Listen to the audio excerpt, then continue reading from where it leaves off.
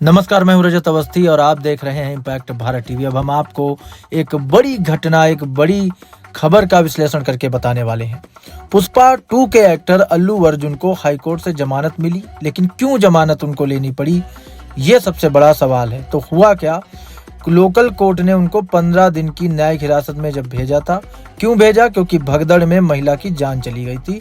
ये मामला हुआ था स्क्रीनिंग, उनकी फिल्म जो पुष्पा 2 है उसकी स्क्रीनिंग के दौरान ऐसा हुआ था। पुष्पा 2 के प्रीमियर के दौरान महिला की जान चली गई थी। इस मामले में एक्टर अल्लू अर्जुन को तेलंगाना हाई कोर्ट ने जमानत दे दी। इससे पहले उन्हें हैदराबाद की कोर्ट ने 14 दिन की न्यायिक हिरासत में भेजा था। एक्टर को शुक्रवार सुबह उनके घर से दोपहर 12 बजे गिरफ्तार किया गया था। इसके बाद 4 बजे उन्हें लोकल कोर्ट में पेश किया गया, जहां उन्हें जुडिशियल कस्टडी में भेज दिया गया। इसके बाद एक्टर ने हाई कोर्ट में अपील की थी। 5 बजे हाई कोर्ट ने जमानत उनको दे दी। अल्लू पर आरोप है कि वह 4 दिसंबर को हैदराबाद के संध्या थिएटर में बिना बताए पहुंचे थे। इससे वहां भीड़ जमा हो गई थी और भगदड़ मच गई थी। कई लोग जख्मी हो गए थे। हाई कोर्ट में अल्लू के वकील ने बचाव में शाहरुख की फिल्म रईस केस का जिक्र भी किया। उन्होंने कहा, गुजरात में प्रमोशन के दौरान खान ने भीड़ पर टी शर्ट फेंके थे। इसके बाद भगदड़ मची थी। इस मामले में एक्टर पर गैर इरादतन हत्या का आरोप लगाया गया था। वकील ने कहा कि गुजरात उच्च न्यायालय और सुप्रीम कोर्ट ने शाहरुख को राहत भी दे दी थी। सूत्रों की माने तो अल्लू अर्जुन ने अपनी गिरफ्तारी के तरीके पर आपत्ति भी जताई। एक्टर ने दावा किया कि पुलिस ने नाश्ता खत्म नहीं करने दिया, कपड़े भी बदलने नहीं दिए। इस वीडियो में एक्टर घर के नीचे उतरकर पार्किंग में आते हैं। वहां उनका नौकर दौड़ कर आता है और चाय और पानी देता है। वो वीडियो में चाय पीते नजर आ रहे हैं। इस दौरान उनकी पत्नी स्नेहा रेड्डी भी दिखाई देती हैं। अल्लू पत्नी को समझाते हैं। इसके बाद उन्हें पुलिस अपने साथ लेकर चली जाती है। अब आपको हम आगे थोड़ा बता देते हैं कि इसमें और क्या क्या हुआ। तो पुलिस ने अल्लू अर्जुन को पहले उनके घर से हिरासत में लिया। इसके बाद उनका बयान दर्ज किया गया। फिर उन्हें मेडिकल चेकअप के लिए उस्मानिया अस्पताल ले जाया गया। इस दौरान उनके ससुर हैदराबाद के चिक्कड़पल्ली पुलिस स्टेशन पहुंचे। अल्लू अर्जुन के खिलाफ बीएनएस की धारा 105, 118(1) के तहत मामला दर्ज किया गया है। ये गैर जमानती धारा है। अल्लू के निजी बॉडीगार्ड संतोष को भी पुलिस ने गिरफ्तार कर लिया। अल्लू अर्जुन की गिरफ्तारी पर वरुण धवन ने कहा, हर चीज एक्टर अपने ऊपर नहीं ले सकता। हम उन लोगों को समझा सकते हैं जो हमारे आसपास हैं। ये जो हादसा हुआ है वो दर्दनाक है। मैं श्रद्धांजलि अर्पित करता हूँ। ये दुर्भाग्यपूर्ण भी है, लेकिन हम सिर्फ एक इंसान को दोष नहीं दे सकते। इस तरह से कई लोग अल्लू अर्जुन के सपोर्ट में आए। मृतक रेवती के पति भास्कर ने कहा कि उन्हें अल्लू अर्जुन की गिरफ्तारी के बारे में कोई जानकारी नहीं है। उन्होंने कहा, मैं केस वापस लेना चाहता हूं। भगदड़ मचने में अल्लू की सीधे कोई जिम्मेदारी नहीं है। वो अपनी पत्नी और बच्चों को प्रीमियर शो दिखाने ले गए थे। अचानक लोग अल्लू अर्जुन को देखने आगे बढ़ गए। उनका इस घटना से कोई लेना देना नहीं था। थिएटर प्रबंधन ने दावा किया कि उन्होंने एक्टर के पुष्पा 2 के प्रीमियर से 2 दिन पहले ही पुलिस को सूचना देकर सुरक्षा व्यवस्था की मांग की थी। इसके बावजूद पुलिस ने इंतजाम नहीं किए। उधर पुलिस का कहना है कि थिएटर ने कोई जानकारी नहीं दी थी। अब सबसे बड़ी यहाँ पर जो लापरवाही देखी जा रही है कि थिएटर वाले कह रहे हैं कि हमने जानकारी दी, और वहाँ वो जो प्रबंधन टीम है थिएटर का उन्होंने कहा जानकारी दी थी, पुलिस कह रही नहीं दी थी। तो ये भी एक जांच का विषय है, एक गंभीर चीज है, और इसकी वजह से बहुत ये बड़ी दुखद घटना तो हो गई है। दरअसल अल्लू अर्जुन 4 दिसंबर को बिना बताए संध्या थिएटर में फिल्म की स्क्रीनिंग के लिए आए थे। इसके कारण फैंस अल्लू अर्जुन से मिलने के लिए उतावले हो गए थे। बड़ी संख्या में फैंस ने अपने साथ थिएटर में दाखिल होने की कोशिश की। इसके चलते थिएटर में भारी भीड़ जमा हो गई थी और फिर लोगों को सांस लेने में दिक्कत होने लगी थी। भीड़ को कंट्रोल में लाने के लिए पुलिस ने हल्का सा लाठीचार्ज भी किया था। भीड़ कम होने के बाद सांस घुटने से बेहोश हुए लोगों को अस्पताल में भर्ती कराया गया। लेकिन इस दौरान अस्पताल में डॉक्टर ने एक महिला को मृत घोषित कर दिया था। अब सबसे बड़ा हमारा यहाँ पे सवाल है कि ठीक है, प्रबंधन की जिम्मेदारी थी नहीं थी, लेकिन प्रशासन जो इस तरह का एक गैर जिम्मेदाराना वहां पर बयान देता है, पहली चीज वो गलत है।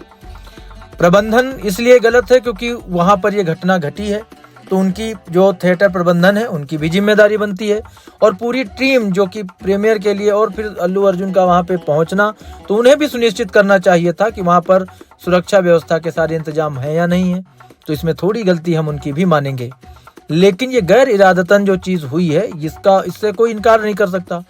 दूसरी चीज जो अल्लू अर्जुन ने कहा कि उनके साथ जो पुलिस प्रशासन का रवैया रहा उन्हें गिरफ्तार करने के लिए, वो उचित नहीं था।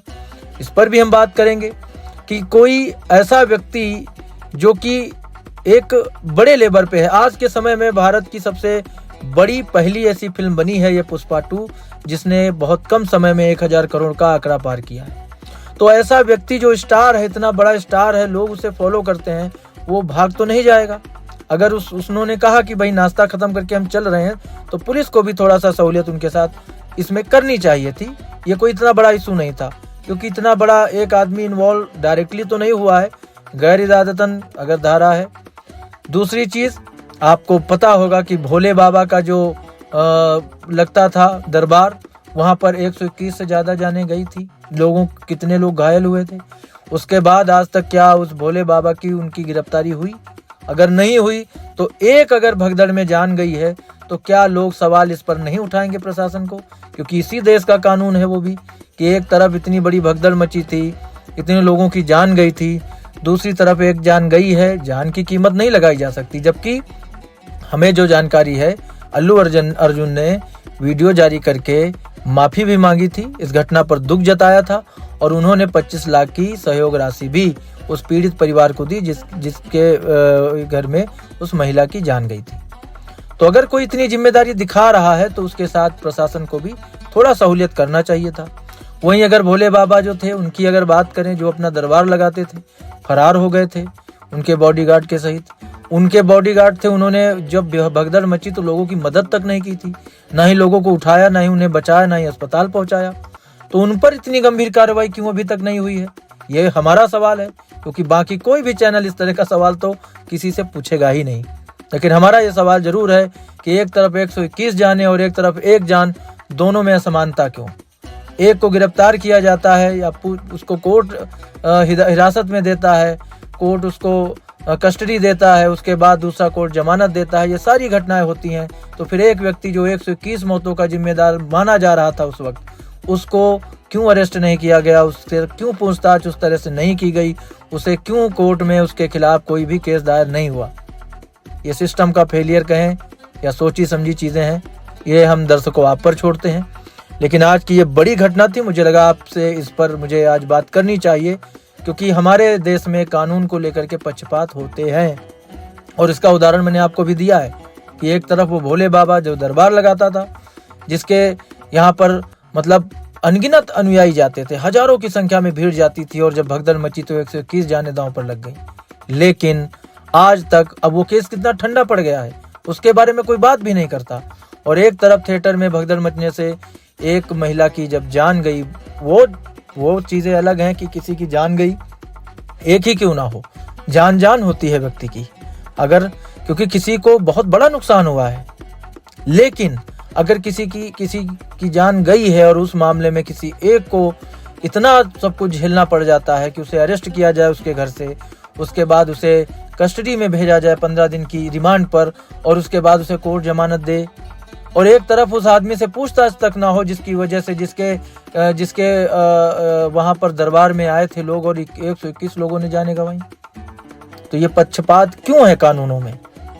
हमें इसी चीज से प्रॉब्लम है, और इसीलिए हम आपको स्पष्ट तरीके से, क्योंकि सारे चैनल जो भी न्यूज चैनल हैं, उन्होंने इस घटना को सिर्फ इतना दिखाया कि भाई अल्लू अर्जुन गिरफ्तार हुए, उनकी वजह से स्क्रीनिंग के दौरान एक महिला की जान गई, भगदड़ मची, कई लोग हॉस्पिटल गए।